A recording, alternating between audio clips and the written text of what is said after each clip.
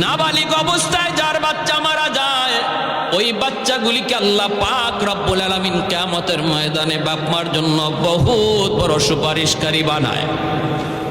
বাচ্চাগুলি আল্লাহর কাছে ডাক দেয়া কয়, মালিক, ও মালিক, তুমি আমারে দুনিয়াতে পাঠাইছো, পাঠানোর সময় আমার মা কত কষ্ট করছে, জান বের হয়ে যায় অবস্থা। এরপরে আমি দুনিয়াতে আসলাম, এত কষ্ট আমি মাকে দিলাম, কিন্তু মার কোনো খেদমত আমি করতে পারলাম না, আমার মা ঋণ আমি শোধ করতে পারলাম না।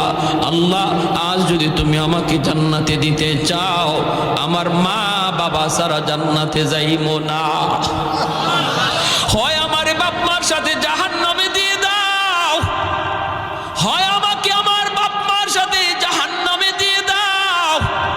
রব্বুল আলামিন তখন বলে, বান্দারে, আমি আল্লাহর আদত হচ্ছে জাহান্নামীকে জান্নাতে দেওয়া।